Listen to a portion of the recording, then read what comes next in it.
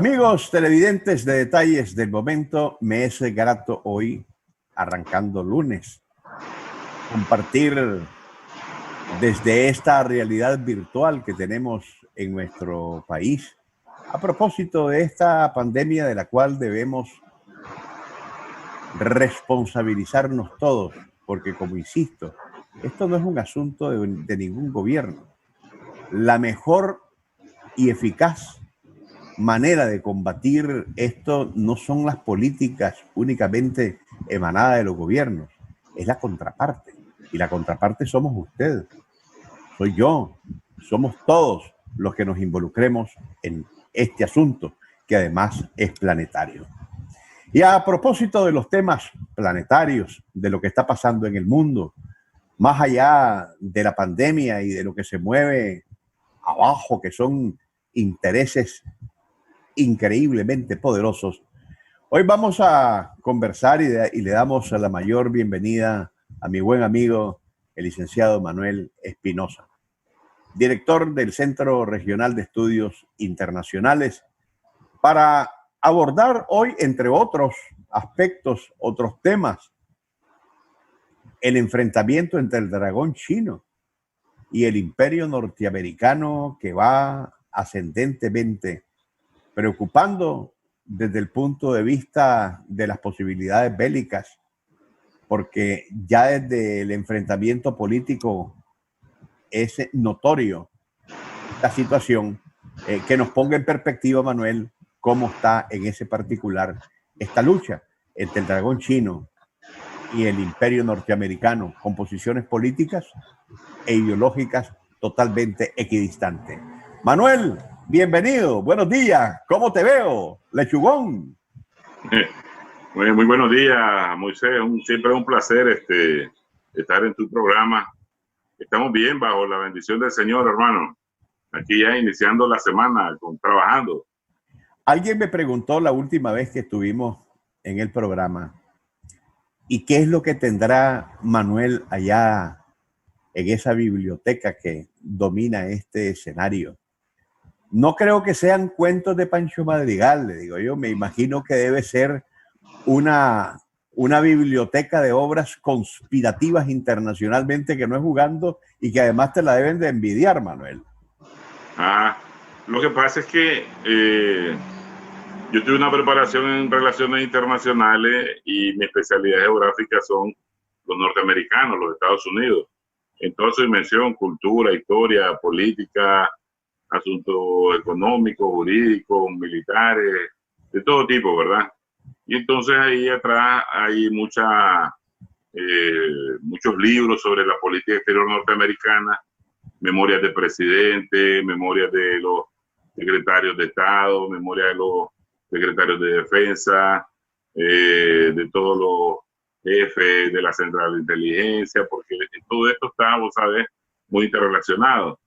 Y lo importante es conocer a primera voz, ¿verdad?, las cosas, para entender la dinámica, cómo ellos operan.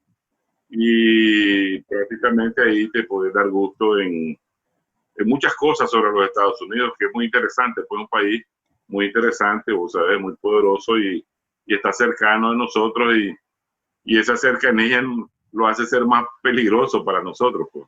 Pero estás hablando de unos Estados Unidos y unos documentos que tenés a tu espalda, en materia escrita, de cuando el mundo era unipolar, de cuando Estados Unidos se representaba una hegemonía total y absoluta.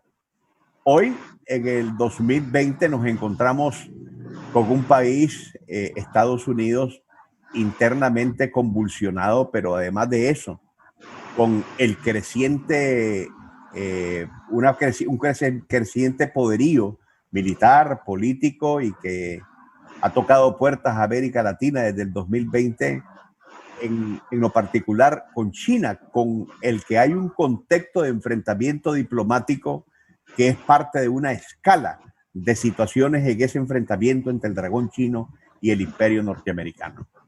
Claro. Mira, quiero hacer una especie de paréntesis en función de transmitir a los televidentes que nosotros en esta revista de edición sandinista, que se que publica de manera mensual, hemos estado escribiendo sobre todo este cambio que viene ocurriendo en el orden mundial, ¿verdad?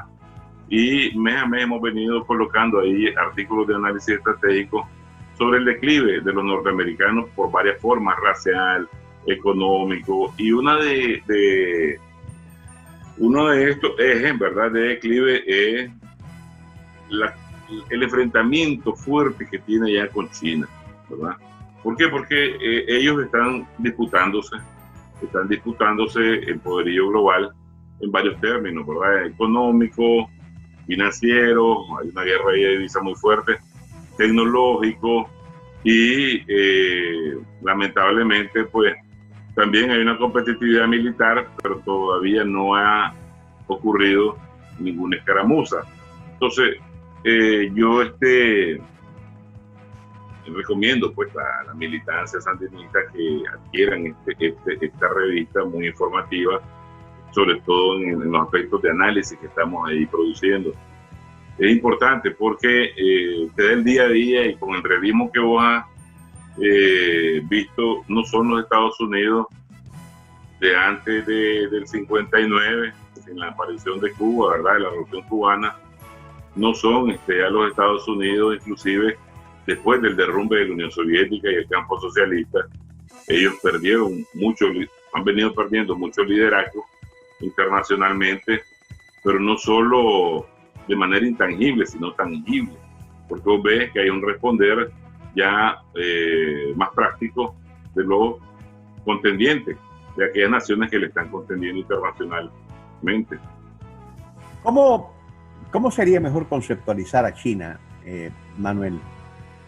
¿Como un dragón que decidió apagar las bocanadas de fuego y empezar a avituallarse, a fortalecerse desde hace muchos años, a hacer crecer en silencio su imperio militar, su imperio económico, mientras los Estados Unidos imperialmente se desgastaba más allá de sus fronteras, invadiendo, interviniendo, imponiendo agresiones, creyéndose el policía del mundo? Y en tanto, China, así se lo refirió en algún momento el expresidente de los Estados Unidos, Jimmy Carter, estaba cazando agazapado, como tigre al acecho. Y hoy China es lo que es, pero no deja de preocupar ante la comunidad internacional un choque bélico entre estas dos grandes potencias. Bien, lo que pasa es que nadie cree en el progreso que te puede desarrollar lo que es la economía planificada socialista. En este caso, vos sabés que a partir de 1949 China pasa a ingresar al campo socialista, ya con la revolución cultural de Mao, ¿verdad? Viene generando un nuevo modelo que se le denomina como comunismo de mercado. Pero esa característica del gobierno chino, de un partido comunista al frente de la administración económica muy planificada, vos ves que de 1983 o desde el principio de los 80, el curso de las reformas económicas en China vienen cada vez intensificándose. O sea, ellos ya tienen una ruta por donde trazarse. Entonces hay un programa actualmente que se llama Made in China, hecho en China para el 2025. Eso, entre paréntesis, tiene por objetivo que los Estados Unidos o cualquier otra potencia occidental queden relegadas en función de todo tipo de competitividad mundial, global. Entonces, la reacción de los norteamericanos no es casual. Ellos prácticamente ese proyecto geopolítico o geoeconómico que construyó Kissinger, ¿verdad? E inclusive mucho George Bush padre, ¿verdad?, cuando fue embajador allá, prácticamente ya es un fracaso. Ellos entraron en algo que los académicos están llamando ahora la Guerra Fría .2, ¿verdad?, por el liderazgo global. Y todo esto que vos has visto como antecedente, la enorme crítica de los Estados Unidos a que el culpable de la catástrofe en materia de muertes dentro de los Estados Unidos, ya casi los 150.000, ¿verdad? Es culpa de China. Las declaraciones conjuntas que hizo Pompeo y el ministro de Relaciones Exteriores, Dominic Raab, con Inglaterra, llamando a conformar una alianza contra China, ¿verdad? Porque estos han sido los culpables. Y la expulsión o el cierre, ¿verdad?, del consulado chino en Houston, ¿verdad?, Texas, son parte de toda esta dinámica. Son parte de toda esta dinámica, igual la respuesta que está dando China. Pues China, cada uno está respondiendo de una manera en relación a lo que hace el otro. Los chinos implementaron una ley de seguridad nacional en Hong Kong. Inmediatamente el Departamento de Estado responde con que comienza a excluir a Hong Kong de ciertos privilegios de entrega de alta tecnología, mecanismos financieros y comerciales, aduanales, privilegios que se le conceden, porque ellos entienden que ya Hong Kong perdió cualquier tipo de posibilidad para ellos influenciar más, ¿verdad? Entonces el tono está, vamos a decir, trascendiendo a un plano diplomático. Es siempre natural en esto, pues. Entonces que la diplomacia se basa en la correspondencia, medidas de retaliación recíproca. Vos cerrás un consulado aquí, yo te cierro otro allá. Vos me expulsás aquí, yo te expulso allá. Y la retórica siempre es el espionaje, ¿verdad? Que mucho tiene que ver en la dinámica de las relaciones de competitividad con los norteamericanos. Y en esto del espionaje, los chinos definitivamente no están mancos. Pero en este asunto de la diplomacia, Manuel, entendemos que de imperio a imperio, porque China en sus formas también lo es. Hay que tener en cuenta que la diplomacia se supone debe estar operada por un bisturí. Sin embargo, lo que hemos visto con Estados Unidos es una actuación con hacha en mano, de una manera grotesca, canallesca, porque lo que vimos, por ejemplo, en aquello del derecho de la extraterritorialidad, que es importante en la diplomacia, con hacha, cuchillo y culata. Estados Unidos fue a abrir el consulado chino en Houston. Claro. Vos sabés que hay convenciones, la Convención de Viena de 1961 para las relaciones diplomáticas o las relaciones consulares de 1963, tratan de que ese tipo de acción con hacha, que vos decís, ¿verdad?, violentadora del derecho diplomático, no se llegue a dar. Lo que pasa es que los norteamericanos apuestan siempre a una ignorancia total y del planeta y de su propia opinión pública, de sus propios ciudadanos, sobre lo que son las cosas. Mira, la realidad, cuando vos miras cuál es la excusa porque cerraron el consulado en Houston, que era un centro de espionaje, que estaban robando propiedad intelectual y que algunos funcionarios en el aeropuerto fueron ahí,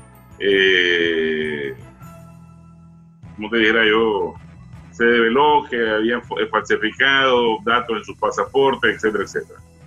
Pero mira, hombre, la gente debe saber que en toda embajada hay oficiales de inteligencia encubierta con fachada diplomática.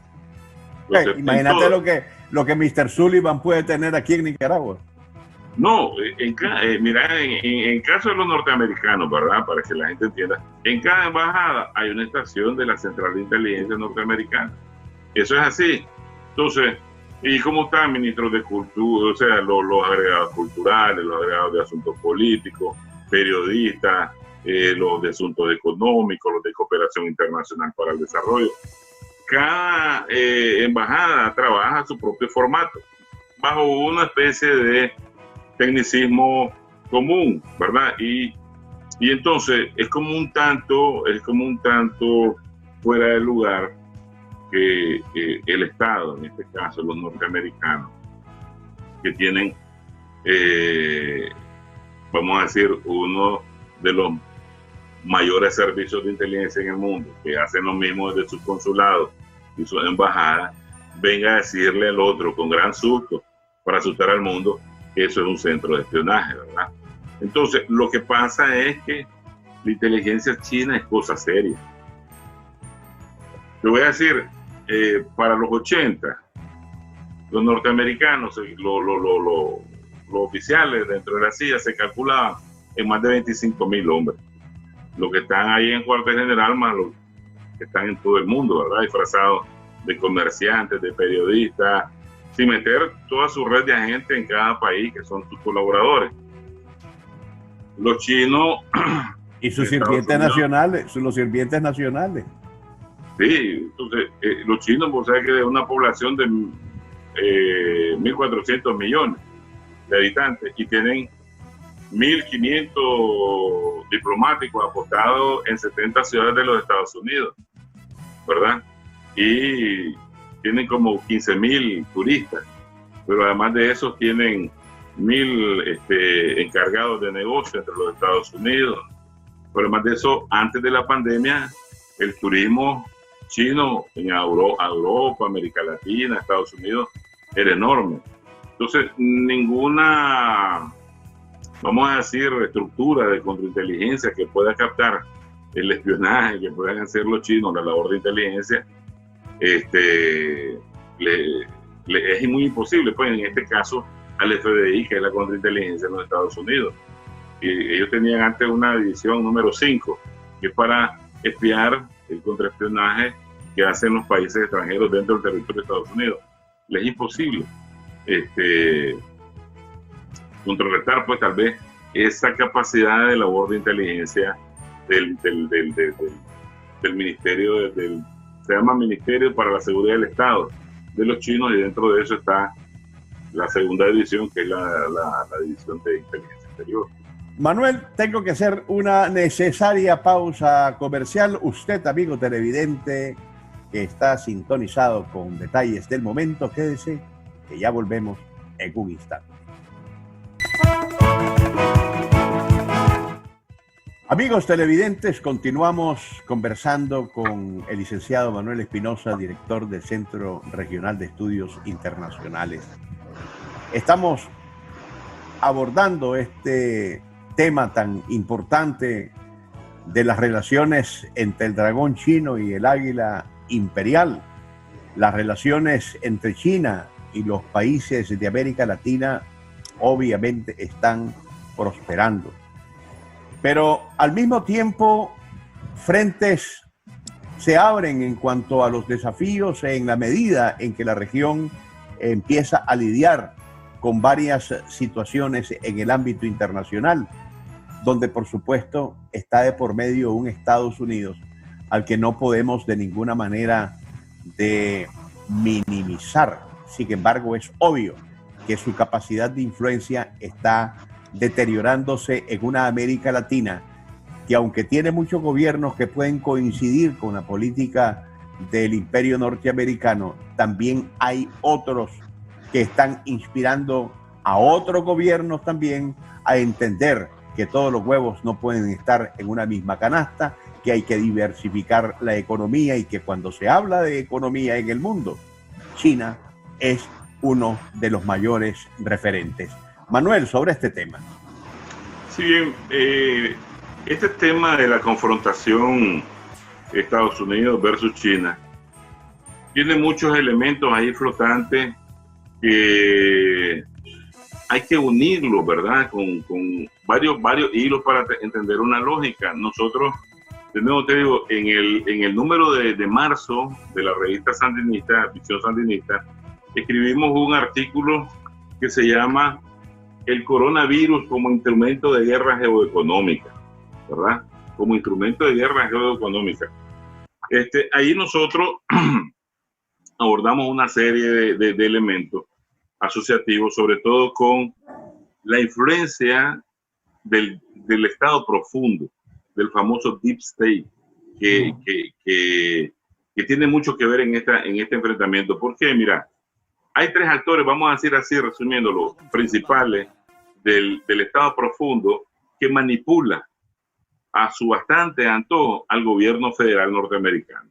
Este Wall Street, por su capacidad especulativa, ¿verdad?, de capitales, el Silicon Valley, que es el alma, el corazón, el nervio de la producción de alta tecnología, de toda la maquinaria estatal norteamericana, militar, secreta, pero además de todo lo que le vende al mundo, ¿verdad? Y lo que capta en capital de inversión de riesgo. Prácticamente el Silicon Valley hace 2 años era como el país número 19, la economía número 19 que movía mayor capital, inclusive más que Finlandia, pues.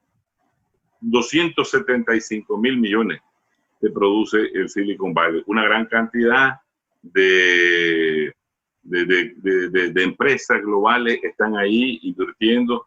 Todas las que nosotros conocemos, Facebook, Twitter, eBay, Apple, etcétera, etcétera, pues, que nosotros utilizamos. ¿Por qué? Porque si vos mirás, la tecnología son instrumentos de guerra.